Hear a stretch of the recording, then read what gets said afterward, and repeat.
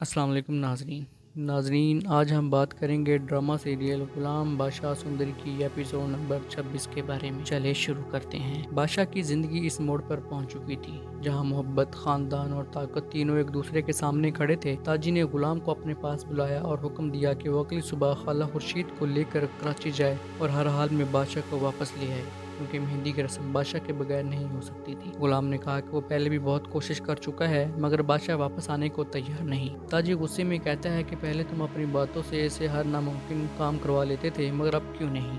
غلام خاموشی سے جواب دیتا ہے کہ اس بار معاملہ بادشاہ کے دل کا ہے اور بادشاہ ہمیشہ دل کی سنتا ہے۔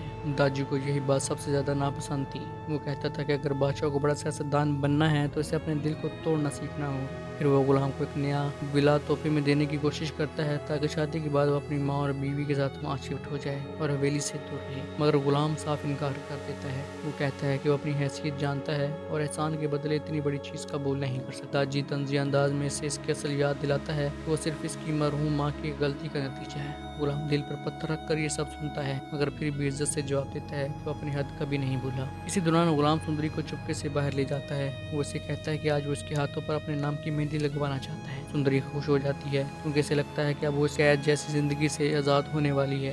دونوں ایک دوسرے کے ساتھ نئی زندگی کے خواب دیکھتے ہیں۔ سندری کہتی ہے کہ شادی کے بعد وہ سب سے دور کہیں نئی زندگی شروع کریں گے جہاں نہ کسی کے احسان ہوں گے اور نہ کوئی پابندیاں۔ غلام اسے یقین دلاتا ہے کہ وہ کبھی نہیں بدلے گا۔ دوسری طرف خالہ خورشید کراچی جانے کے لیے تیار ہوتی ہے۔ وہ جہانداد کو آخری بار سمجھانے کی کوشش کرتی ہے کہ بادشاہ کو زبردستی شادی پر مجبور نہ کرے، کیونکہ وہ خود بھی نئی رسموں اور زبردستیوں کا شکار رہ چکا ہے۔ مگر جہانداد اپنی ضد میں اندھا ہو چکا تھا، اس لیے خاندان کی عزت اور روایات سب کچھ تھی۔ ادھر معروف اپنی مہندی فنکشن کی تیاریوں میں مصروف تھی۔ وہ ڈانس پریکٹس کر رہی تھی اور بے حد خوش دکھائی دے رہی تھی، کیونکہ اسے یقین تھا کہ اگلے دن بادشاہ صرف اس کا ہوگا۔ اس کی ماں بھی خوش تھی مگر اس کے والد قربان علی کے دل میں خوف اور غصہ دونوں موجود تھے۔ وہ صاف کہہ دیتا تھا کہ اگر بادشاہ نے شادی سے انکار کیا تو اس بار صرف رشتے نہیں ٹوٹیں گے بلکہ خون بہے گا۔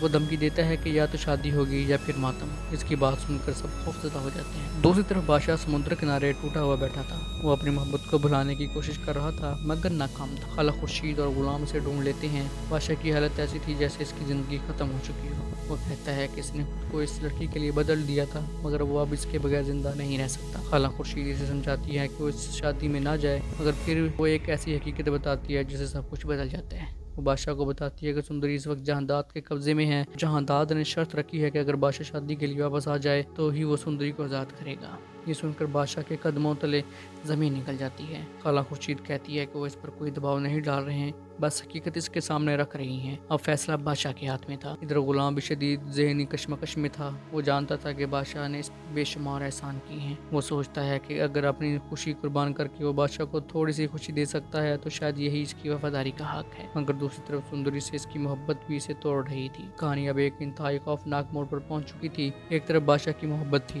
دوسری طرف خاندان کی عزت اور تیسری طرف سندری کی آزادی۔ اب سوال یہ تھا کہ کیا بادشاہ اپنی محبت قربان کر کے واپس جائے گا یا غلام اپنے دل پر پتھر رکھ کر سندری کو چھوڑ دے گا، یا پھر یہ سب لوگ ایک ایسی جنگ میں داخل ہونے والے تھے جہاں پر ہر رشتہ ٹوٹنے والا تھا۔